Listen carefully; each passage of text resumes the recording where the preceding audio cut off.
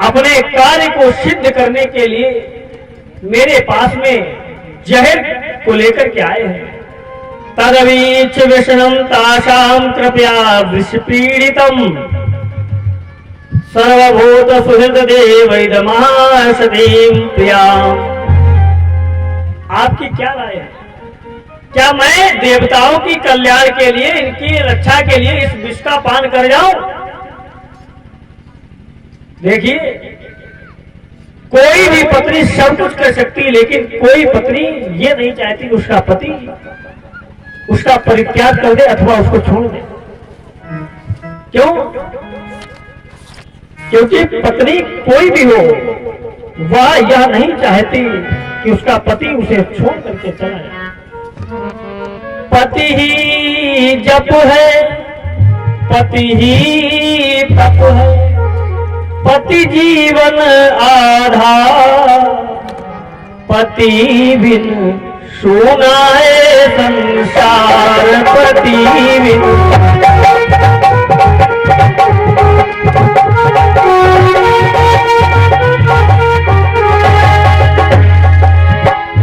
जो भी नाते इस दुनिया के, जो भी नाते, जो भी नाते इस दुनिया के, जो भी नाते पत्नी को बेकार, पति बिन सोना है संसार, पति बिन।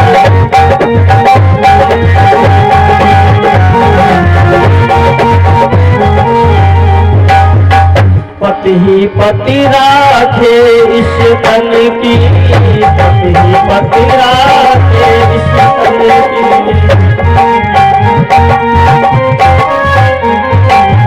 पति ही पति राखे इस तन की, पति ही पति, पति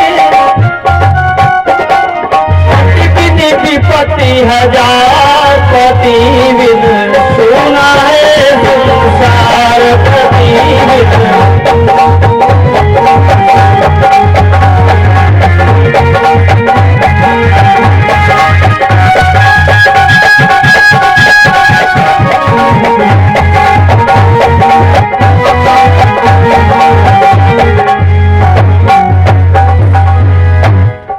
माता सती ने भगवान शंकर ने जैसे ही पूछा कि देवी आपकी क्या राय है? आजकल की सती जी होती तो कहती सुनिए, देवता मरे और चाहे पूरी दुनिया मर जाए, लेकिन आपको नहीं कहीं से जाना है, आप विष पिएंगे, दिमाग खराब है तुम्हारा। लेकिन माता सती ने एक बार भी ये नहीं कहा। माता सती ने कहा कि हे प्रभु, आप तो संकट को हरने वाले हैं, आपको लोग हर कहते हैं, पाप हर, कष्ट हर, दुख हर, रोग हर। आप इन देवताओं के लिए इस विष का पान कर जाइए।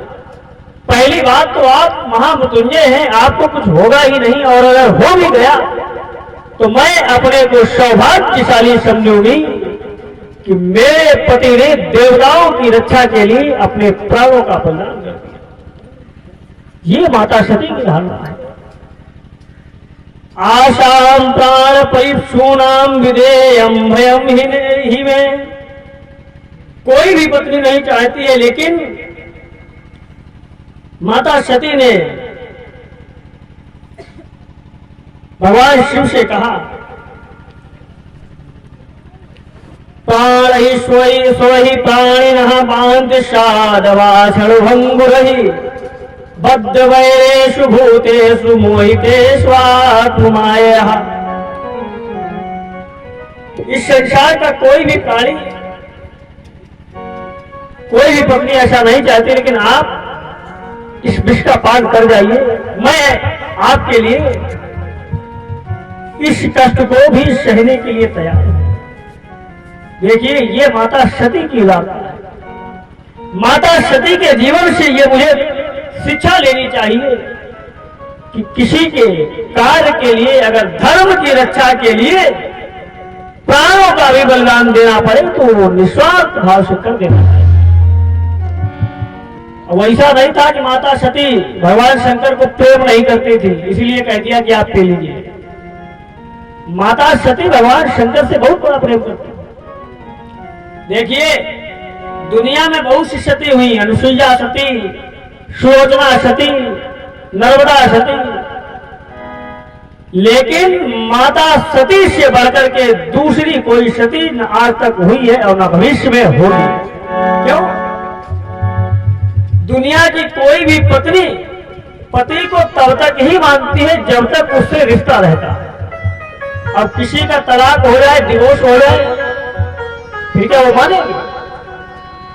भगवान शंकर ने माता सती का परित्याग कर दिया, लेकिन फिर भी माता सती ने कंकड़ हरिद्वार में जाकर के जैसे ही यज्ञशाला की उस भूमि में अपने पति भगवान शिव का अपमान देखा,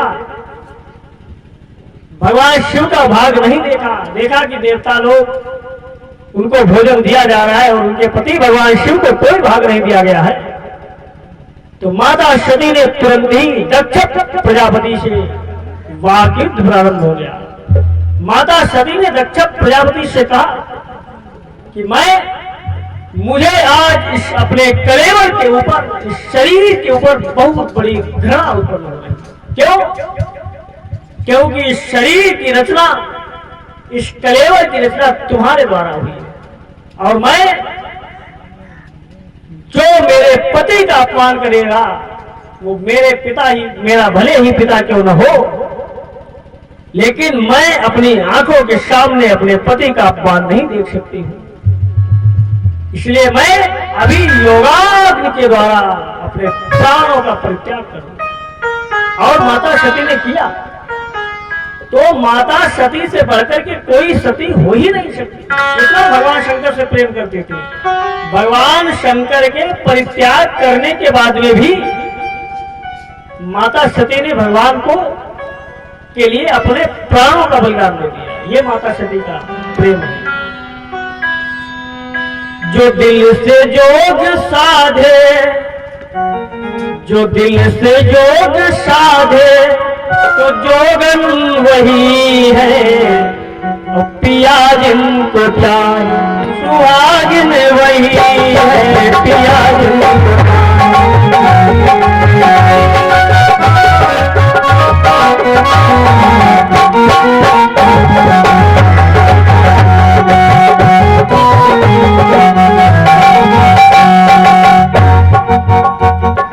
गिरिजाज तप कर रही थी पर शिव को पाने के लिए, गिरिजाज तप कर रही थी पर शिव को पाने के लिए, सप्त ऋषि आए थे वहां आजमाने के। बोले करती हो क्यों तप, थोड़ी से है क्या फायदा, छूटा है अब तलक न उल्टा है जिसका कायदा, छूट नहीं सकता कि छूट नहीं सकता जो बंधन सही है, पिया जिनको चाहे सुहागिन वही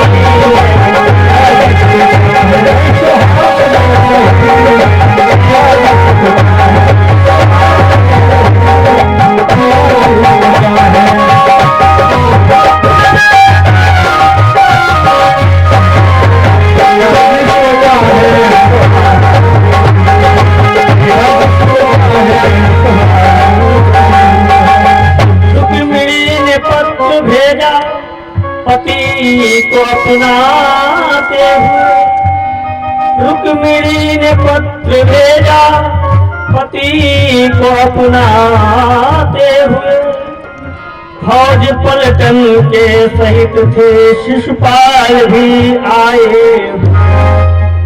द्वार से मंदिर तलक योधा बहुत हलचल किए, आए अचानक कृष्ण ही रथ पर बिठा कर चल दी, मंदिर को खोल देखा, मंदिर को खोल देखा तो पुजारी नहीं है, पिया जिनको को चाहे सुहागिन वही।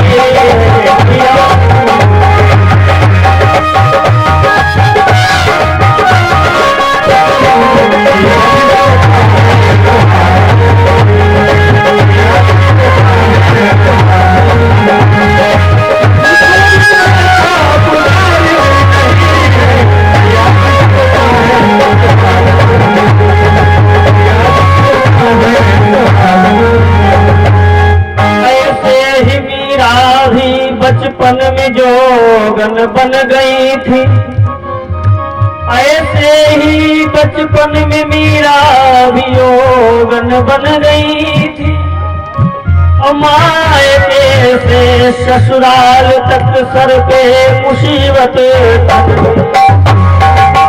पिया गोरे हैं तो मैं गोरी हूँ, पिया चंदा है तो मैं चकोरी हूँ, पिया बादल है तो मैं बिजली हूँ, पिया दीपक है तो मैं ज्योति हूँ। तेरे कदमों में मेरी जान निकल जाए पिया, तेरे कदमों में मेरी जान निकल जाए पिया,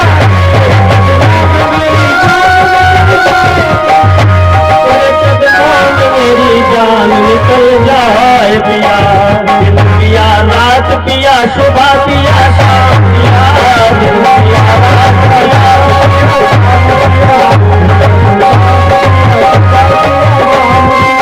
पिया है मीरा जी ने जहर का प्याला पिया, पिया है मीरा जी ने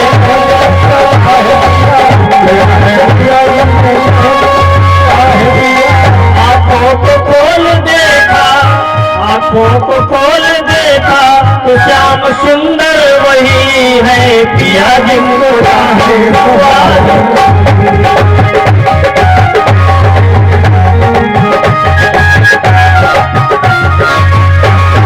पिया जिसको चाहे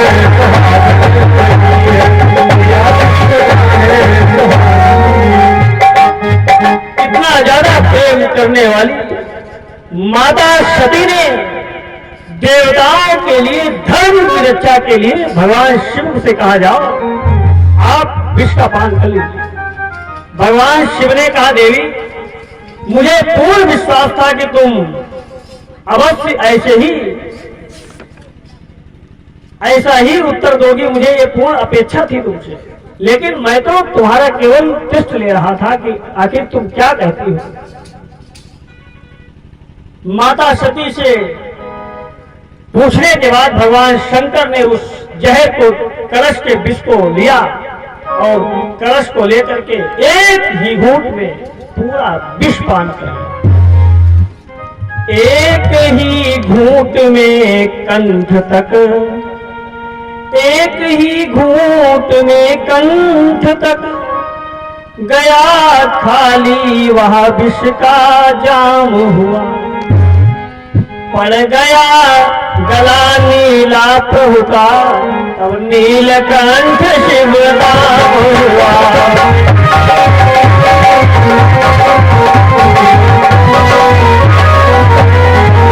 पड़ गया गला नीला प्रभु का, तब नीलकंठ शिव नाम हुआ।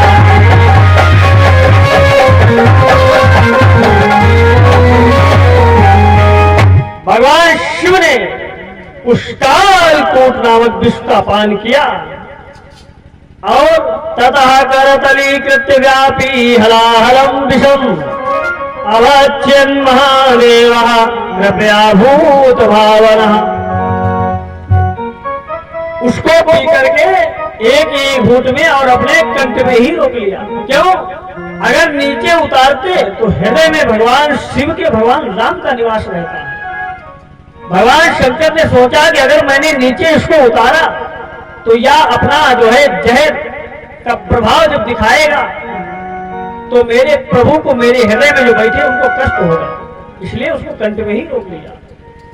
इसलिए भगवान शिव का एक नाम नीलकंठ पड़ गया। बोलिए नीलकंठ भगवान की। भगवान का नीलकंठ नाम पड़ गया। भगवान ने विष का पान किया और विष का पान करने के बाद देखो आज के युग का प्राणी कहता है कि भगवान ने ऐसा किया तो मैं भी वैसा ही करूंगा। भगवान ने गोपियों के वस्त्र चुराए, उनसे रासलीला की तो हम क्यों न करें। अरे भगवान ने तो जहर ही पी लिया और कहीं तुमने कहा नहीं हम भी शंकर भगवान बनेंगे।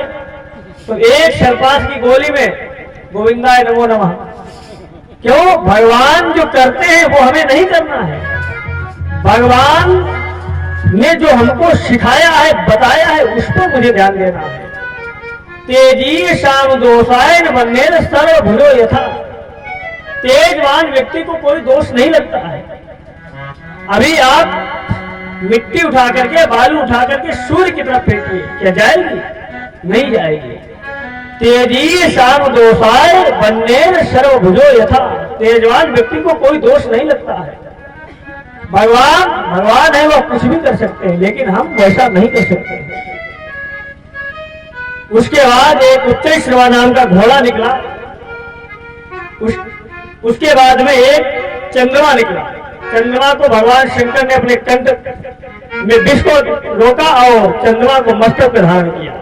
फिर उच्चैश्रवा नाम का घोड़ा निकला, कुबेर जी ने ले लिया। फिर ऐरावत नाम का हाथी निकला, उसको जो है देवराज इंद्र ने ले लिया। शंख निकला, भगवान विष्णु ने ले लिया। कामधेनु गाय, वह भी देवराज इंद्र ने ले ली। एक कौस्तुभ नाम की मणि निकली, तो अभिजीत भगवान जो नारायण ने रूप लिया था उन्होंने उसको ले लिया। फिर कहते हैं कि ये सब होने के बाद उसमें से रत्न बराबर निकल ही रहे हैं और धीरे धीरे उसमें से कामधेनु गाय, कल्प वृक्ष इत्यादि इन सभी के निकलने के बाद उसमें से जो है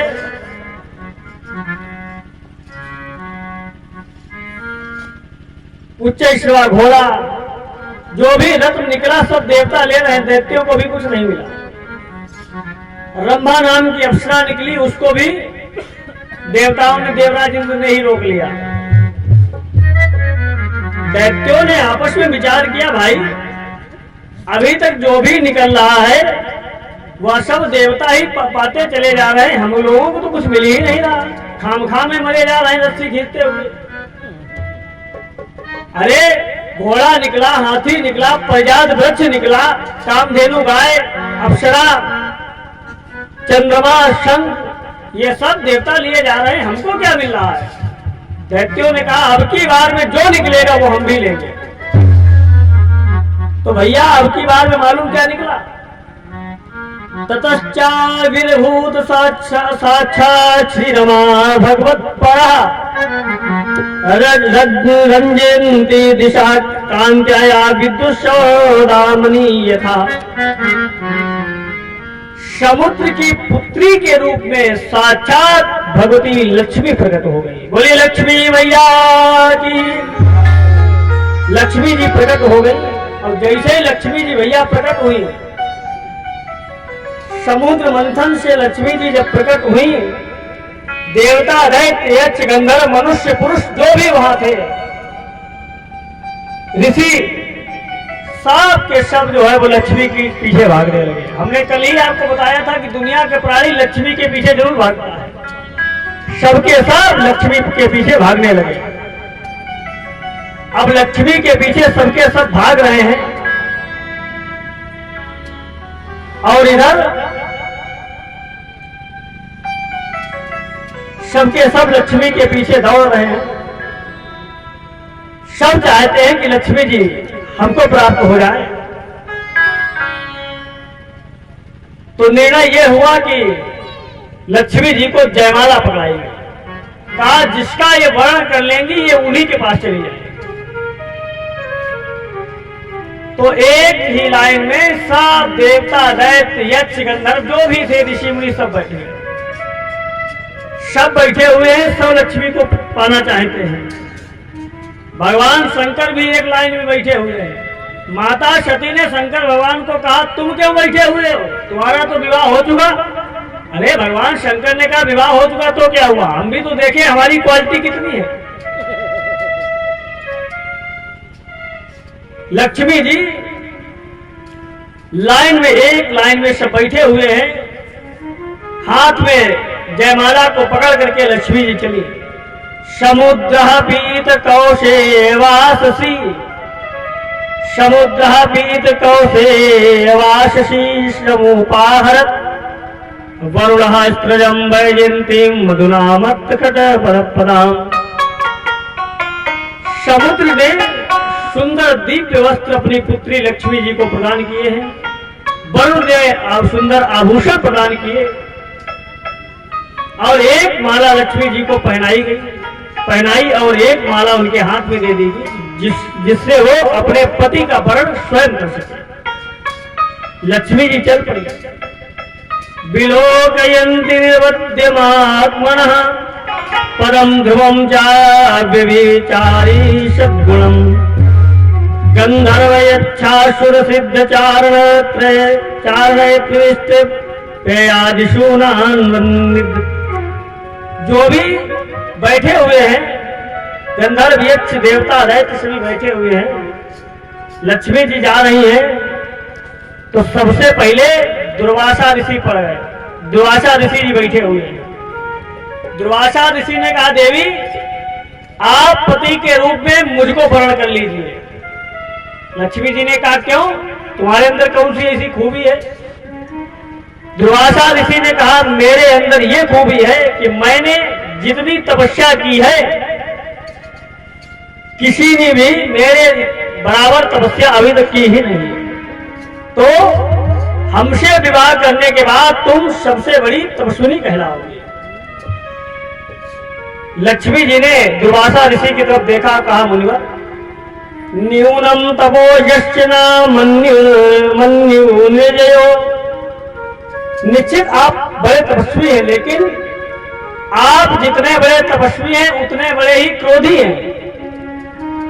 आपको गुस्सा बहुत आता है, ये तुम्हारे अंदर बहुत बड़ा अवगुण है, इसलिए मैं तुम्हारा भी वर्णन नहीं कर सकती। आगे बढ़ी तो देखा ब्रह्मा जी बैठे हुए हैं। ब्रह्मा जी ने कहा देवी आप ऐसा करिए मेरा वर्णन कर लीजिए। लक्ष्मी जी ने कहा क्यों।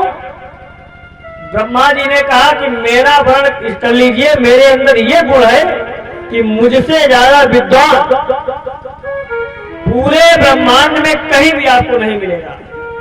भाई ब्रह्मा जी तो वेदों के ज्ञाता है, विधि के विधाता है। ब्रह्मा जी ने कहा मैं वेदों का ज्ञाता हूं, सृष्टि की रचना ही मेरे द्वारा होती है, ये मेरे अंदर बहुत बड़ा गुण है।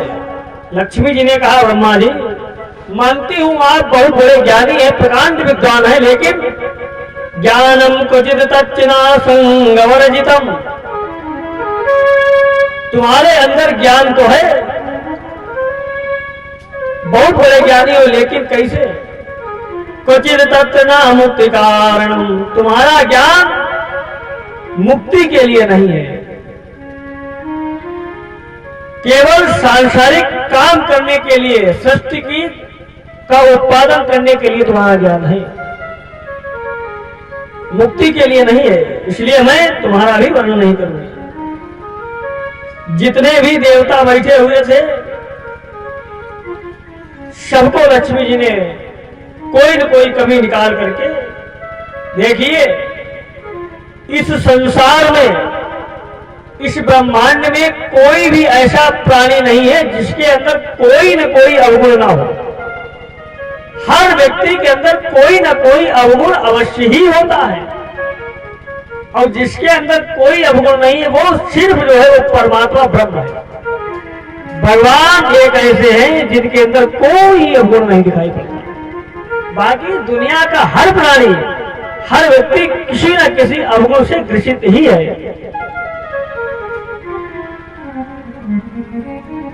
इसके बाद जब लक्ष्मी जी और आगे बढ़ी तो भगवान शिव बैठे हुए हैं। भगवान शंकर ने कहा देवी आप मेरा वरण कर लीजिए। लक्ष्मी जी ने कहा क्यों? भगवान शंकर ने कहा देवी मेरा जिस समय पर तुम वर्ण करोगी तो मैं अमर हूं, तुमको करवा चौथ व्रत करने की आवश्यकता कभी पड़ेगी ही नहीं क्योंकि मैं अमर हूं। ये मेरे अंदर बहुत बड़ा गुण है और मैं देवों का देव महादेव कहलाता हूं। तुम मेरी पत्नी बनने के बाद संसार की सर्वश्रेष्ठ माता समझी जाओगी। माता लक्ष्मी ने कहा कि मानती हूं मैं कि तुम चिराई हो लेकिन तुम्हारा वेश अमंगल है।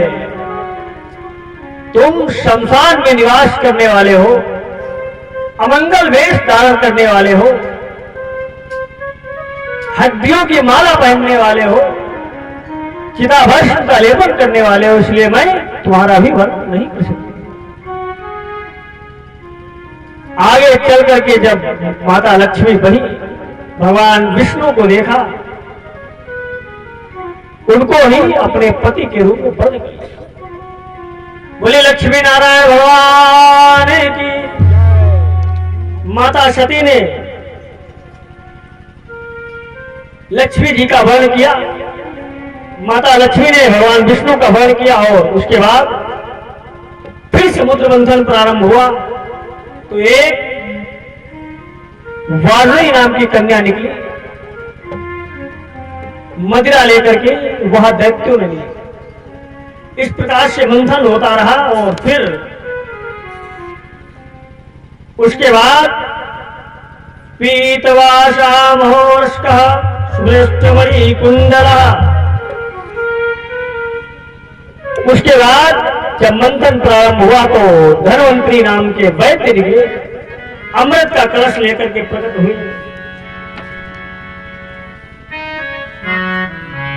और वह अमृत का कलश लेकर के जैसे ही प्रकट हुए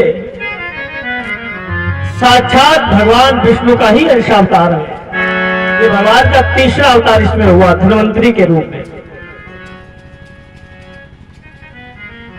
अमृत का कलश लेकर के प्रकट हुए। जैसे ही अमृत का कलश लेकर के प्रकट हुए देवता और दैत्य दोनों जो है अमृत का पान करना चाहते हैं।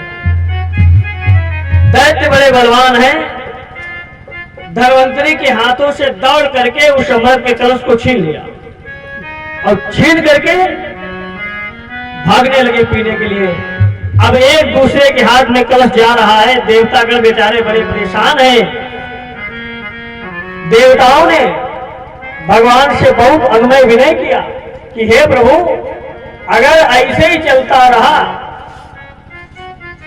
तब तो जो है आपके द्वारा कहे हुए शब्द और मेरे द्वारा किया गया परिश्रम यह सब व्यर्थ हो जाएगा, क्योंकि आपने इतना परिश्रम किया, आपने हमें उपाय बताया और देवताओं ने कहा कि इसको कलश को दैत्यों ने पी लिया तब तो ये अमर हो जाएंगे। और अमर हो गए तो बिना अमर हुए जब हमारा जीना दुश्वार किए हैं और अमर होकर के तो ये बिल्कुल जीना ही दुश्वार कर देंगे। इसलिए हे प्रभु आप कोई न कोई व्यवस्था कीजिए। देवता लोग चिल्ला रहे हैं, प्रभु की याद कर रहे हैं। देवता लोग कहते हैं कि प्रभु आपने हमारे ऊपर इतना उपकार किया, अब थोड़ा और उपकार कर दीजिए।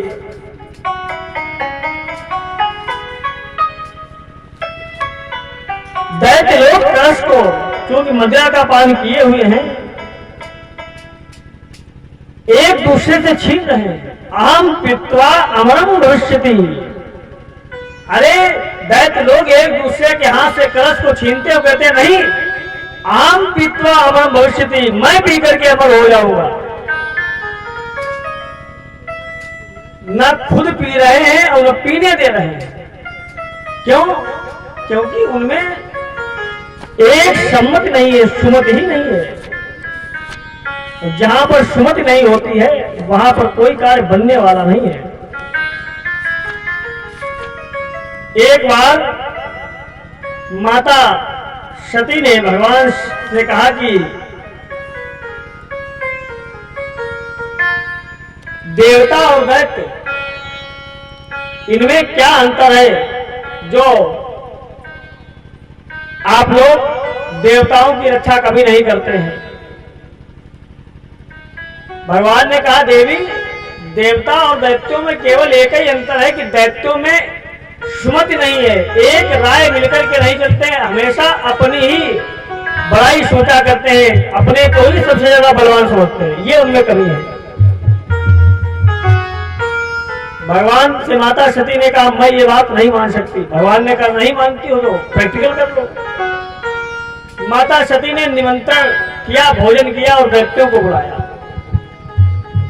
दैत्य लोग आए और भोजन रखा गया, आमने सामने पंगत लगी। भगवान शंकर ने दैत्यों से कहा भोजन तो मैं कराऊंगा लेकिन मेरी एक शर्त है, मेरे यहाँ का नियम है। बोले क्या? बोले भोजन कराने से पहले हम भोजन करने वाले लोगों के हाथ में डंडा बांध देते हैं। और भगवान शंकर ने यहां से लेकर के यहां तक सबके हाथ में एक एक डंडा बांध दिया। अब जब डंडा बांध दिया तो ऐसे तो हाथ कर लेंगे लेकिन ऐसे कैसे करेंगे, तो खा ही नहीं पाए। जब नहीं खा पाए तो दैत्यों ने क्या किया, सब पत्तल इधर से उधर भोजन फेंक करके भाग गए। कहा अरे ये सब बेकार की बात है, अपमान करना था इनको और भोजन वोजन कुछ नहीं कराना, ड्रामा कराना है। लड़ भिड़ करके चले गए। भगवान ने कहा देवी जी अब देवताओं को बुला करके यही प्रक्रिया कीजिए, देखिए उनमें कितना अंतर है। एकत्रित हुए जब आए तो मालूम क्या हुआ, देवताओं के भी हाथ में डंडा बांधा गया। देवताओं ने कहा कि डंडा आप बांध दीजिए लेकिन मेरा नियम है कि हम सभी भाई लोग आमने सामने बैठ करके भोजन करते हैं। कहा ठीक है करिए। आमने सामने बैठे और डंडा बना हुआ है तो अपना तो खा नहीं सकते, तो क्या किया, एक दूसरे को खिलाना शुरू कर दिया। डंडा बना हुआ है, उठा करके वो एक दूसरे को खिलाना शुरू किया। भगवान ने कहा सती जी से, कहा देखिए ये सुमति का प्रभाव है, ये देवता लोग एक ही मति से चलते हैं और तभी इनको कोई कष्ट नहीं होता है। और दैत्यों में सुमति है नहीं, जहां सुमति तहां संपत्ति। दैत्य लोग कलश को छीन रहे, आम पित्वा अमरम भविष्यति, मैं ही पी करके अमर हो जाऊंगा, तुम अमर नहीं होगे, ये आपस में मचा हुआ है। अब देवता लोग कहते हैं कि प्रभु अब आप ही रक्षा कीजिए।